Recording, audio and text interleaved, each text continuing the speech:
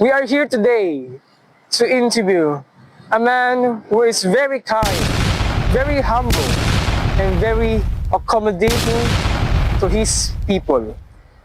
We are here in the City Hall, the socio-economic building, to interview the one and only representative of the 4th District of Cavite, Congressman Francisco Kiko A. Barzaga. But first, meet our group members. It's Jesserin El Bonostro.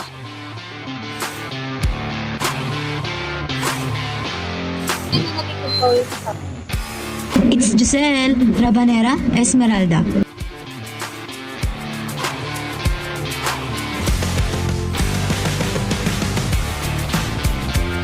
It's Emmanuel Ferrer.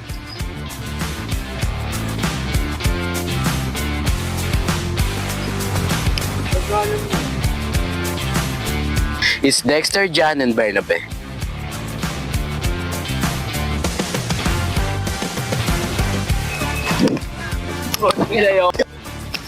At ako, si Sergeant Gibaw.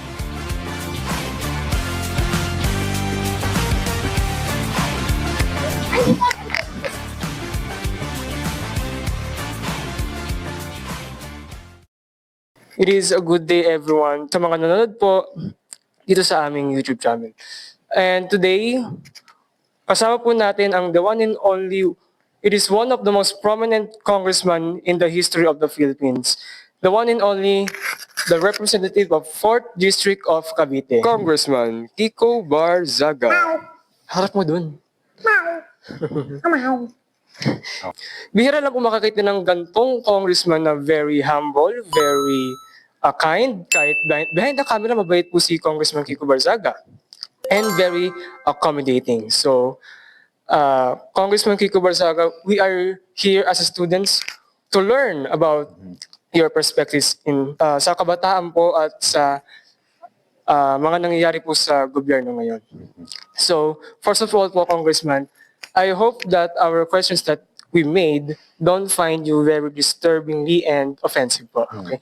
So, we have 14 questions prepared for you. Yes. And half of that, 1 to 7, is all about Dasmariñas City. Yes. And 8 to 14 is all about the youth's view on corruption. Kung ano po yung nakikita ng kabataan tungkol po sa corruption.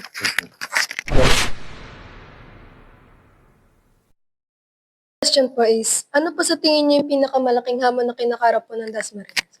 Ng Dasmariñas ngayon, primarily our biggest problem right now is the prime water issue. It's a direct need that we have to solve immediately. And marami na kaming ginagawa tungkol doon, especially with the possible termination of the agreement between Prime Water and Dasmariñas Water District.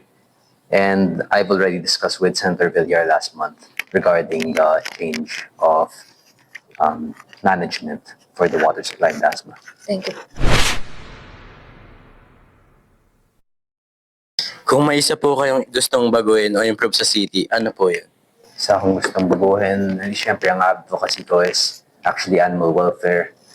But we already have plenty of plans regarding that. Kung may babaguhin ako dito, it will be the better education systems in KLD kasi halos kalahati pa lang yung tapos naming mga buildings sa KLD. Almost 3, we plan to have 6 buildings. I'd like to allocate more funds to that. And also more sports programs sa KLD. I want every youth in the Dasmariñas City to have the opportunity to pursue tertiary education.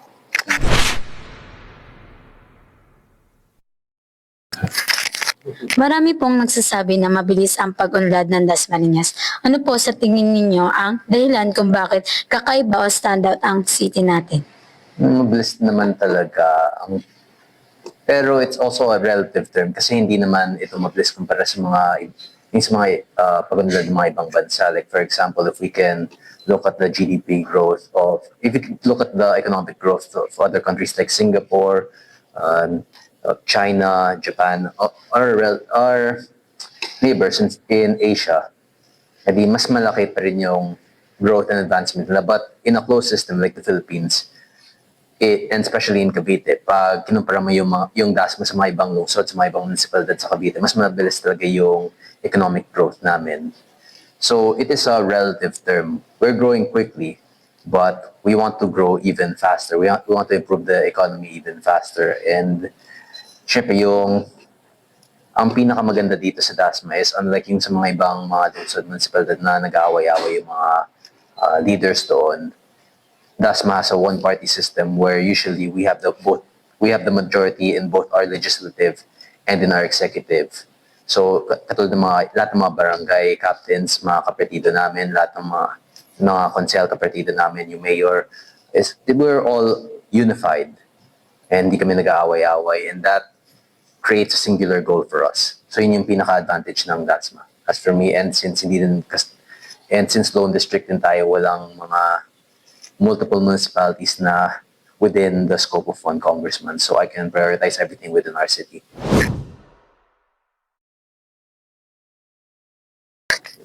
So for the fourth question po, what makes Dasmariñas unique compared to the other cities in Cavite or the Philippines po? It's mostly for Cavite kasi Dasmariñas is quickly urbanizing, it's quickly improving, we're slowly moving from an agricultural society to a more advanced, more technological, more futuristic centered approach. So we're creating more and more job opportunities. We're having plenty of corporations from outside the Philippines are also investing here, creating factories, creating dealerships. And as per recently, there's going to be a new BYD dealership, which is an EV company from China. And lastly, we're also opening new universities here. We plan on opening UP Dasma, Kabsu Dasma is improving. Our KLD we finished 3 buildings out of 6. DLSUD is still there, and we're focusing on infrastructure and on a more futuristic and forward-thinking approach rather than maintaining the status quo. We do not see DASMA as what it is currently, but what it could be in the future. And that is, ano ulit exactly yung tanong? Yun yung pagkakaiba ng DASMA sa mga ibang lungsod. Yung para pong mga unique na difference That's po. what makes DASMA unique.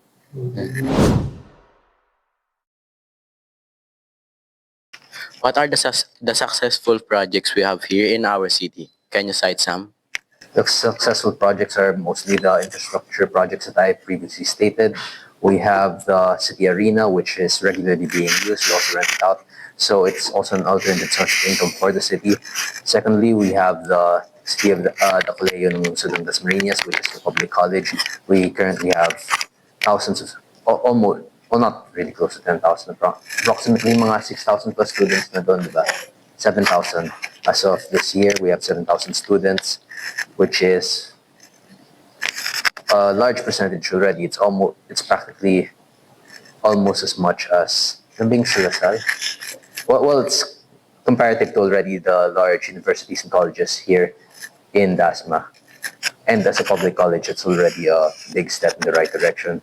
In last year, public hospital, we are gradually improving. We plan on allocating more budget towards the hospital so that we can have more facilities, specifically the ones where the patients may stay in a waiting area for the patients, because that's one of the most imminent problems we have right now.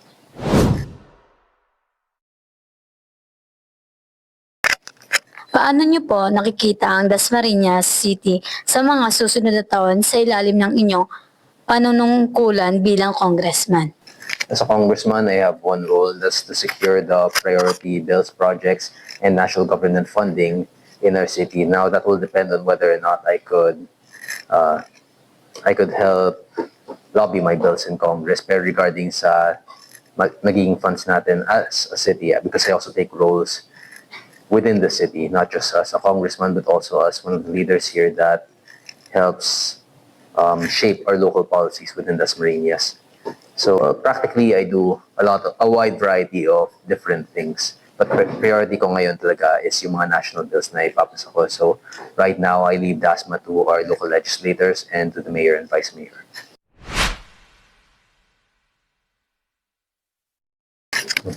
In the past weeks, nag-post ka po sa iyong Facebook page na this October po, mababalik na sa Dasmariñas Water District ang water supply ng mga area dito po sa Dasmariñas City. Ito na po ba ang katapusan ng water crisis sa ating lungsod? Hopefully. Hopefully. Well, hindi naman natin nasabi yun because that's right now up to prime water, and since hindi na nagagawa yun, eventually in the future it will be up to the water district. But regarding on whether or not they'll be able to fix the water problem, is lang masabi ko dyan, kung maayos nila goods, kung hindi, di pati sila mapapalitan.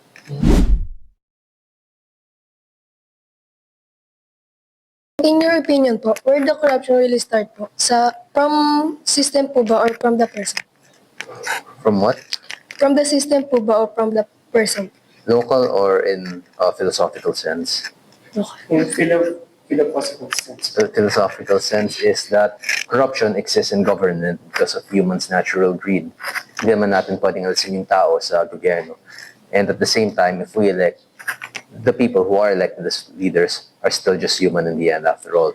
So in any system that allows corruption, or in any system, even in the most perfect system, corruption will still find a way to get through. The same way that even a perfectly healthy human could still have cancer or still develop illnesses, corruption can still develop within a perfect system.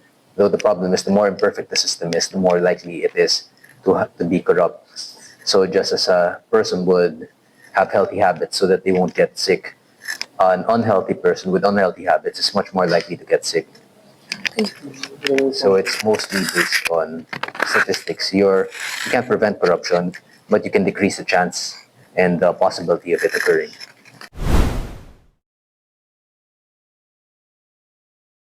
So Congressman, do you think the Philippines should adopt the parliamentary system, just like Singapore? The parliamentary system, that's a very big question, because the problem isn't within our system. The problem is within the people within that system. If we create a new system and we still have the exact same people, then there's no shift in power. There's no shift in how the government would work, because it's still the same people working in the government that exists there. Successful government can exist within both between both parliamentary and presidential systems. The problem is the type of people that are within that government that would cause problems. There are examples of successful presidential systems, and there are examples of successful parliamentary systems. But the problem is that whatever system we create right now would be unsuccessful due to the rampant corruption within our country.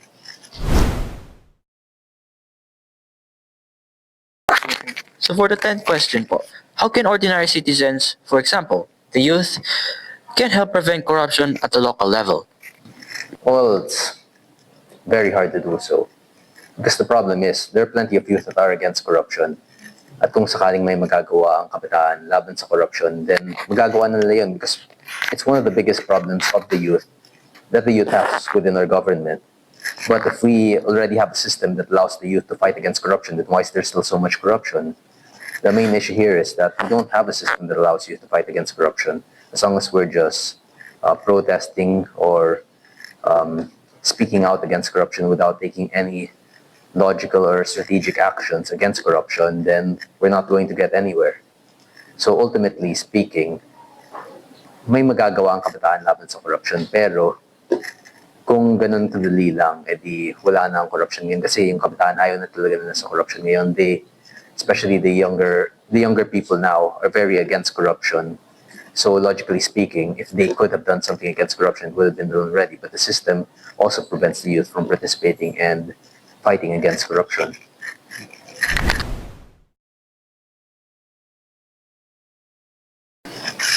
What challenge do honest public servants face when trying to do what's right? Everything, actually. Kasi ang problema dito, for example, isang magnanakaw ka, di ba? And magnanakaw ng congressman ka, yung mga kapwa-congressman mo, bibigyan mo din ng mga 5 million, 10 million, 100 million each para sa isang proyekto nyo. Pag ikaw ay isang matapat na congressman, hindi mo tinanggap yung 100 million, hindi naman babalik yun sa taong bayan. Ang nangyayari doon ay ihati-hati pa rin nila yung 100 million, hindi lang sa'yo. So even if you choose not to steal, the money would have been stolen anyway. The money would have gone to either a contractor or one of the local officials where the project is being held at. Kaya ang pinaka-problema ngayon is that honesty, in a sense of neutrality, being honest in not participating against corruption, does not let's not necessarily fight against corruption kasi lahat ng hindi mo nanakawin ng iba.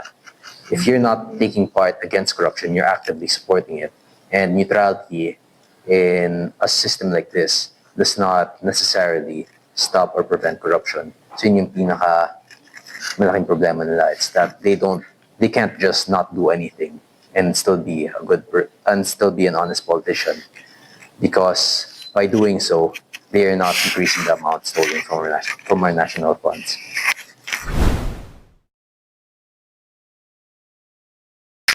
Sa tingin niyo po ba, posible bang tuluyang mawala ang corruption o kaya mabawasan? Mabawasan posible, pero mawala. As I've said before, that's impossible because corruption is rooted and it emerged from within human nature. Mabawasan, well, that depends if we can successfully beat corruption. And there are cases where we have successfully beaten parts of corruption. Pero ang pinaka-problema dito is that every time we decrease corruption, it just always increases. And if anything, mas lumalala pa nga yung corruption ngayon. Dati ang naging issue na nakakita niyo sa balita, mga senator na nagnanakaw ng mga 200 million, 300 million, but now it's hundreds of billions, which is 1,000 times more than the previous hundreds of millions stolen. So, yes, we're fighting corruption, but corruption just keeps growing.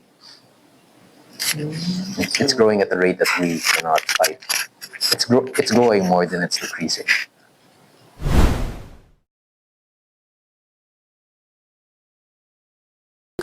In the recent weeks and months po, marami po tayong nakikitang Gen Z protests all over the world, just like Nepal, sa Nepal, sa Indonesia, and marami po pong iba. Yung mga Gen Z na po yun, mga kabataan po sila.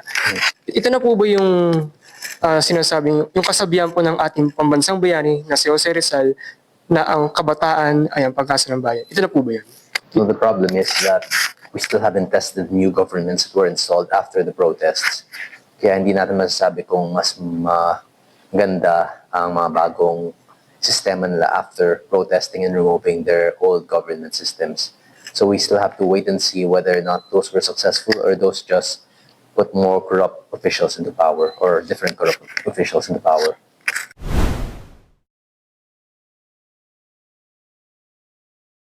Do you think that a revolution is the key to solve corruption in our government? Revolution po. Well, there are multiple keys to solving corruption within the government, but a revolution will be one of the simplest and easiest way to remove corruption, because a declaration for revolutionary government, abolishment, or maybe a creation for People's Congress rather than the Congress that we have now, it's very possible, because the problem is within our national legislators is that there's so many congressmen involved that if we were to do it by a clean constitutional method, we'd have to remove over 50, over 60 congressmen, and that would already have problems regarding committees, regarding quorums, regarding the very system that exists both in the lower house and the upper house. So, yes, it's a very possible and very likely solution to our problem. A revolutionary government might be possible for that. It's very thankful to have Congressman Kiko Barzaga as our special guest, and maraming salamat po, Congressman Kiko Barzaga. Maraming salamat po. Thank you. Thank you.